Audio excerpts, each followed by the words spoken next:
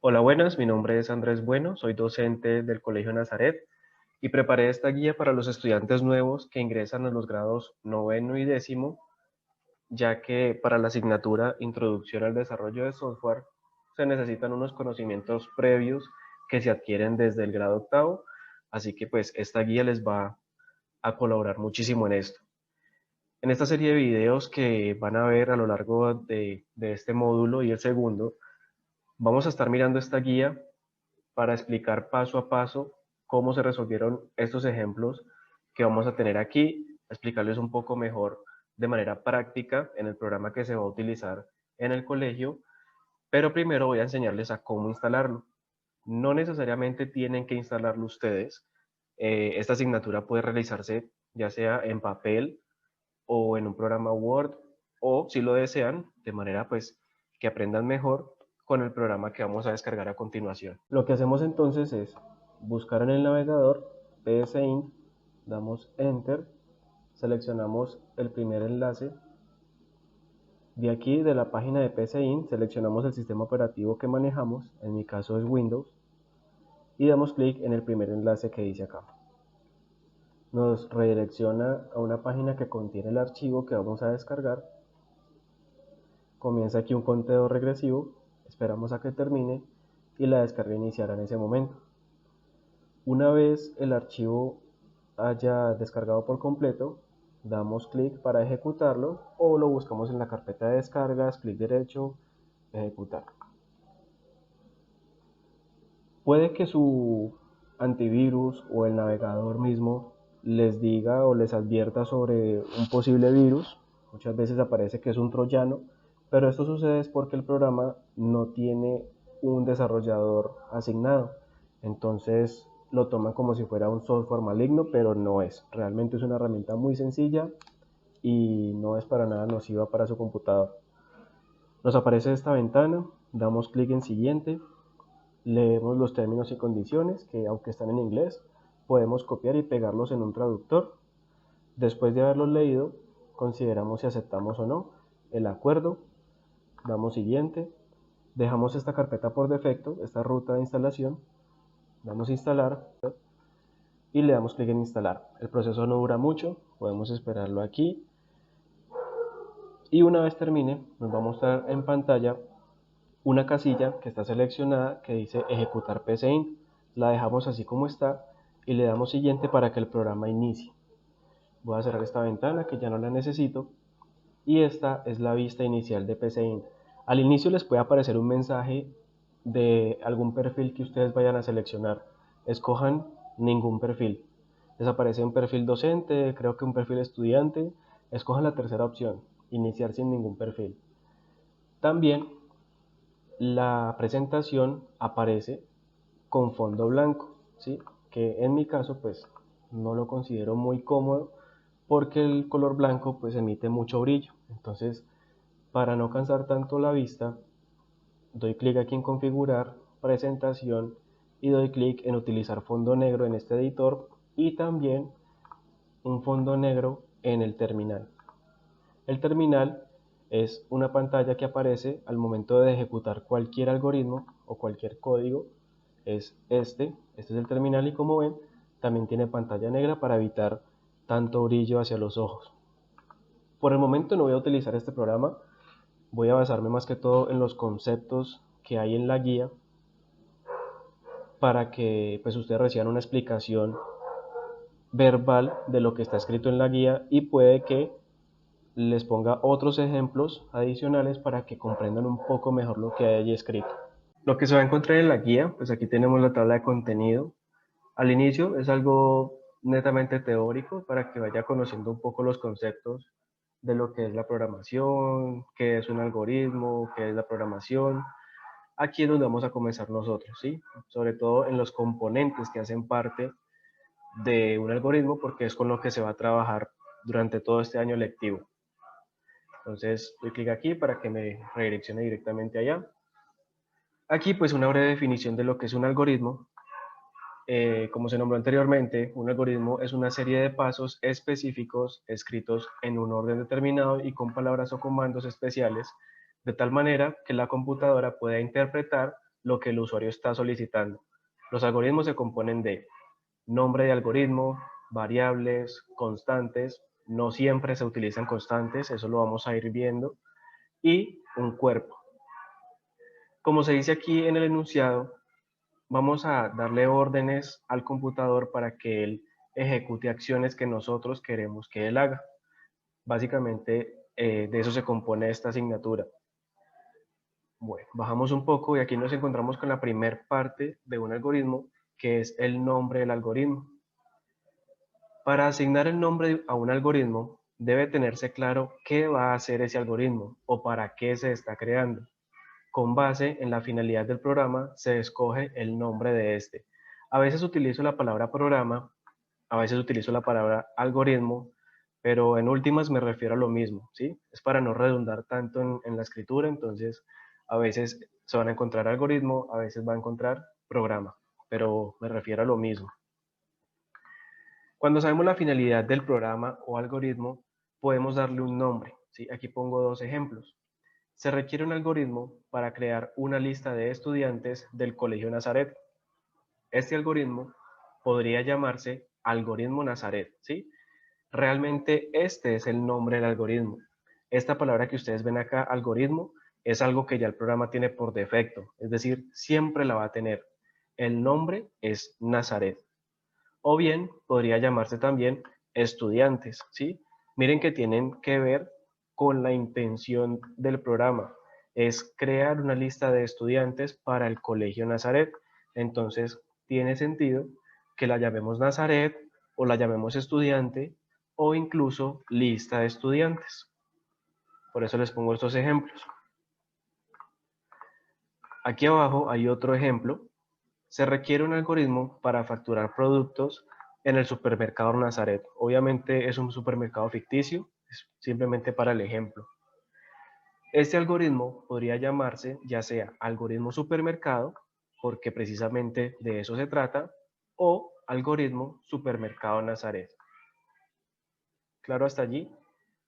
Algo que quiero resaltar también es que es importante tener en cuenta no dejar espacios entre palabras. Por eso se utiliza el guión bajo. Por eso aquí vemos en este supermercado guión bajo Nazaret o aquí arriba lista guión bajo estudiante, porque los nombres de los algoritmos no pueden tener espacios. Incluso el programa les va a arrojar error o les va a mostrar una advertencia de que allí se está haciendo algo mal.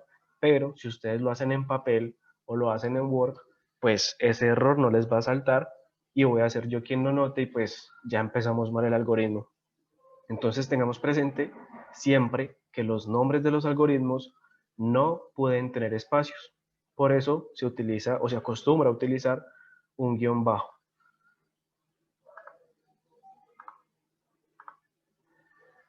Vamos con las variables, que también hacen parte de lo que son los algoritmos. Las variables son espacios en blanco, ¿sí? Son como cajitas vacías que luego se van a llenar con información.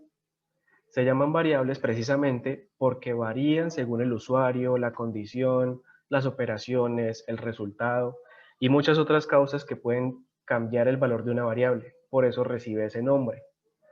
A las variables se les debe poner un nombre sin espacios, al igual que los títulos o los nombres del algoritmo, y deben comenzar por una letra. El nombre de una variable jamás puede comenzar por un número, por un guión, por un asterisco. No, siempre debe ser por letras. ¿Que puede contener números? Claro, pero no al inicio. El número puede estar, supongamos aquí, se necesita almacenar el nombre del estudiante en una variable. Entonces, utilizo una variable llamada nombre estudiante. Ese nombre estudiante puede contener un número. Si tenemos varios estudiantes, por ejemplo, entonces nombre estudiante 1, nombre estudiante 2, nombre estudiante 3. Eso sí es posible, que tenga número, pero no al inicio.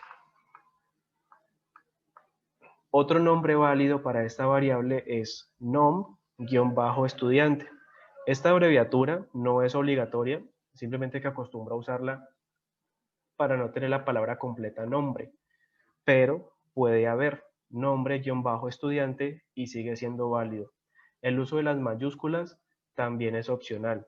Puede ser el nombre totalmente en minúsculas o totalmente en mayúsculas, no hay ningún problema con eso.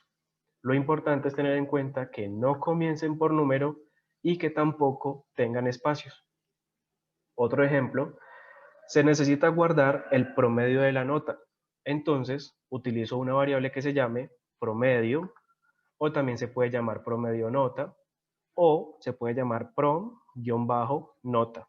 Estos tres nombres son válidos para una variable y tienen que ver pues con el uso que se le va a dar a esa. No tiene sentido que para guardar el nombre del estudiante pongamos una variable que se llame auto 1, auto 2, auto 3. ¿Sí? Lo importante es que tenga sentido para el uso que se le va a dar a esa variable. Aquí nos encontramos con que las variables tienen diferentes tipos. Las numéricas, las de texto o alfabéticas. Tenemos aquí, bueno, las de texto se les llaman cadena, ya vamos a ver eso. Las de tipo carácter y las de tipo lógico. Vamos una por una. Las numéricas, pues obviamente son variables que guardan valores numéricos. O con estos números pues se pueden hacer sumas, se pueden hacer restas, multiplicaciones, divisiones, raíces cuadradas, potencias, bueno, muchas otras operaciones que se hacen normalmente con los números. Pero a su vez, las variables numéricas se dividen en enteros y en reales. Las variables de tipo entero, estas primeras de acá arriba, son valores numéricos que no poseen decimales, ¿sí? Como el 1, el 2, el 3, el menos 15, el menos 20, el 100, el millón. Todos estos números que no poseen decimales se consideran enteros. Las variables de tipo entero que se utilizan a menudo pues en los algoritmos y así, son aquellas que involucran la cantidad de hermanos, porque pues tenemos un hermano, dos hermanos, tres, pero no podemos en ningún momento decir que tenemos 1.7 hermanos o que tenemos 2,5 hermanos. La cantidad de mascotas, yo tengo un perro, un gato, pero no puedo decir que tengo medio gato, medio hámster, eso no existe. La edad también se considera un número entero porque pues no acostumbramos tampoco a decir que tenemos 24.8 años. El número de asignaturas a las que asiste un estudiante y pues muchos otros ejemplos de este tipo. Esos son números enteros. Hay que tenerlo en cuenta porque el algoritmo necesita saber qué tipo de variable vamos a utilizar. Los tipos reales en las variables numéricas, esas sí poseen parte decimal, como lo es el famoso número pi, que es 3,1416. Bueno, esa es la parte decimal, esta de acá. Eso es un número real. ¿Algún ejemplo de números reales que se puedan utilizar en los algoritmos? Pues las distancias. Nosotros podemos recorrer 40.3 metros, es un número real. La altura de una persona, porque pues generalmente decimos 1,70 metros o 1.70 metros, o sea, el uso de la coma o el punto pues no es muy relevante en este sentido. Lo interesante o lo realmente importante es que comprendamos qué es un decimal para saber cuándo una variable es de tipo real o de tipo entero. Eso es lo relevante en este momento.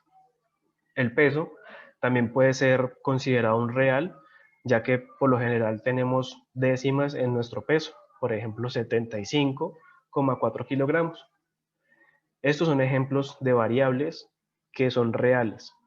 Ahora, estas variables no necesariamente deben tener un decimal, o sea, pueden tenerlo como no pueden tenerlo. Por ejemplo, volvemos a la distancia. Esta distancia de arriba era 40,3, pero esta distancia de abajo es 40 metros, ¿sí? Miren que aquí abajo no tienen decimales, pero se sigue considerando como una variable real. Lo mismo pasa con la altura. Aquí tenemos 2 metros, no posee parte decimal, el peso tiene 70 kilogramos, no posee parte decimal, pero siguen siendo variables de tipo real porque los números enteros están contenidos en los reales, ¿sí? No al revés. El 40.3 jamás podrá ser considerado como entero, porque el entero no contiene reales, es los reales contienen a los enteros. Por eso podemos manejar esas variables como reales o como enteros. Así parezcan de un solo tipo, pueden ser consideradas como ambas. Pasamos a otro tipo de variables que son las de texto o también llamadas tipos de variable cadena que, como les digo, contienen letras, contienen texto, palabras, párrafos, frases. No necesariamente tiene que ser una sola palabra, pueden ser varias, pero pues que sea texto. Con las variables de tipo cadena, pues obviamente no podemos hacer una suma, no podemos hacer una multiplicación ni ningún otro tipo de operaciones porque pues el texto no está hecho para eso. También obviamente requieren un nombre porque pues son variables, entonces requieren de un nombre. Recordemos que no puede tener espacios y no puede tener un número al inicio. Aquí les pongo un ejemplo, o bueno, varios ejemplos de cuándo se puede dar el uso de variables de tipo cadena. Para el nombre de un estudiante, el nombre de una asignatura, el nombre de algún objeto. Por lo general, las de tipo cadena siempre son nombres. Entonces, por eso aquí los ejemplos van como muy encadenados a que sean nombres de personas, animales o cosas. Por ejemplo, una variable podría ser la variable llamada nombre lector. Esta variable va a guardar el nombre de la persona que está leyendo esto.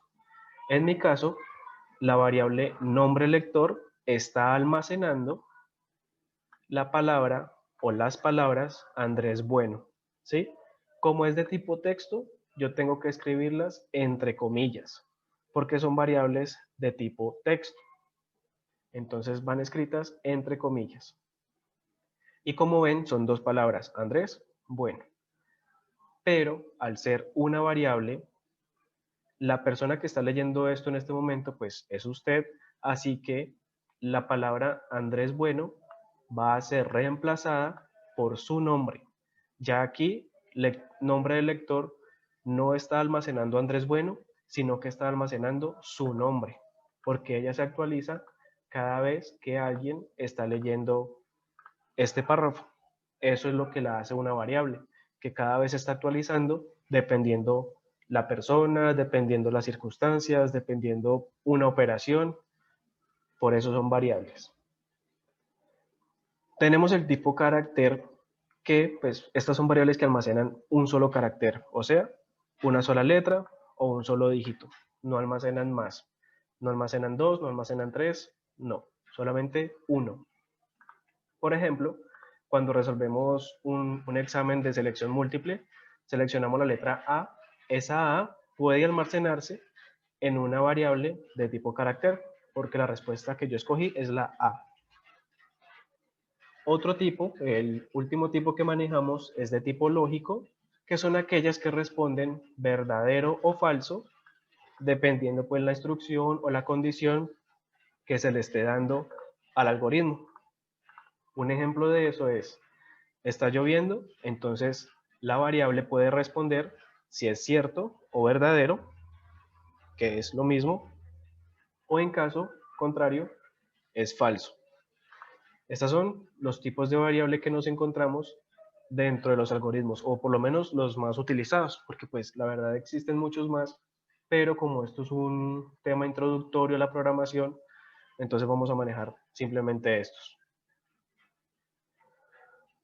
Tenemos otro tema que son las constantes o otro componente que hace parte de los algoritmos que son las constantes que, como se les nombró arriba, no siempre hacen parte de un algoritmo, ya sea porque no son requeridas o porque la persona que está escribiendo el algoritmo pues no quiere tomarla en cuenta.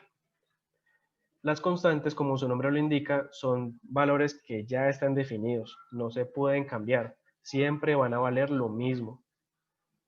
Por ejemplo, el número pi, el número Euler, que ya son valores que todos conocemos, no se pueden cambiar. Yo no puedo decir que pi vale 4, que pi vale 5, porque es que eso ya es una constante. Siempre será 3.1416 y pues infinidad de decimales más. En los algoritmos que nosotros manejamos también tenemos constantes, pero pues no son tan radicales como el pi o como Euler, porque pues esas constantes solamente viven en ese algoritmo, es decir, ellas no van a cambiar su valor a lo largo del programa, pero una vez el programa termine, pues lo mismo sucede con esa constante. Ella solamente vive en ese algoritmo. Más adelante les voy a mostrar con ejemplos a qué me refiero con esto. Por el momento, aquí hay algún ejemplo. Por ejemplo, si se requiere multiplicar por 2 cualquier cantidad que el usuario ingrese, el 2 sería nuestra constante porque, sin importar qué número ingrese el usuario, siempre va a ser multiplicado por el 2, que tomamos como constante. ¿Sí? Aquí el algoritmo pide que multipliquemos por 2 cualquier número que la persona ingrese. Entonces supongamos que la persona escoge el 5. Entonces el algoritmo lo que va a hacer es 5 por 2, 10. Viene otra persona y esa persona escoge el 10, por ejemplo, o el 11. Entonces la persona escribe 11 y el algoritmo lo que hace es coger ese 11 que ingresó el usuario, coger el número 2, que es la constante, multiplicarlos para que le dé 22 y luego arroja el resultado. Entonces, miremos que no importa cuál es el número que la persona ingresa, siempre se va a multiplicar por el número 2. Entonces, ese 2 es una constante porque jamás va a cambiar, o por lo menos en ese algoritmo. Ese 2 siempre será 2 y no hay forma de que algo lo cambie. Ahora pasamos a la parte del cuerpo, que pues esta también contiene una estructura y a esas estructuras pues las llamamos instrucciones primitivas. Esas instrucciones primitivas básicamente son tres. La primera, que es de entrada, esta instrucción permite leer o recibir información o datos que le dé el usuario al algoritmo. A la instrucción de entrada la llamamos leer, ¿sí? Esto, en el ejemplo que les colocaba aquí con la constante, la entrada es el número 5 que el primer usuario puso y otra entrada es el número 11 que fue el número que puso el siguiente usuario. Esos son entradas y las llamamos leer, porque eso es lo que está haciendo el algoritmo. Otra instrucción primitiva es la salida, que esta es para mostrarle al usuario algo, ¿sí?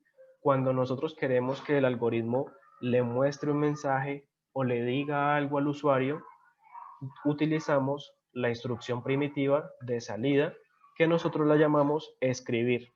Es para que el algoritmo pues escriba algo por pantalla y así el usuario lo pueda leer. Otra instrucción primitiva es la asignación. Esta instrucción le da valor a una variable por medio de una operación, llámese suma, resta, multiplicación, división, exponente, bueno, cualquier otra operación, o simplemente se le asigna un valor directamente. Por ejemplo, teníamos una variable aquí en este ejemplo de las constantes que era el número que recibíamos del usuario. El primer usuario nos dijo que era 5. Entonces, a esa variable le asignamos el número 5 para luego hacer la multiplicación y mostrar el resultado. Bueno, luego viene el segundo usuario y a esa variable le ponemos el número 11, le asignamos el número 11. Eso es una asignación directa. Y luego hacemos la operación por 2 y mostramos el resultado y así. Para la asignación pues debe hacerse un orden específico que es la variable que recibe el valor, es decir, ese espacio en blanco que está esperando ser llenado con algo, ponemos esta flecha que significa asignación y ponemos luego el valor a guardar o la operación que tengamos que hacer para poder que se almacene en la variable que está esperando ese valor. Aquí abajo tengo un ejemplo, bueno, dos ejemplos, y es, a la variable edad voy a asignarle el número 25. Eso es una asignación directa, o sea, le estoy diciendo, usted, variable llamada edad, voy a guardar en usted el número 25, o sea que usted vale 25. Eso es lo que se está haciendo en este renglón. En el siguiente renglón estoy también haciendo una asignación, pero estoy utilizando una operación. Estoy diciendo, mire, variable llamada doble-edad, le voy a asignar 25 multiplicado por 2. O sea que usted, esta variable vale 50. Aquí le estoy haciendo una asignación con operación.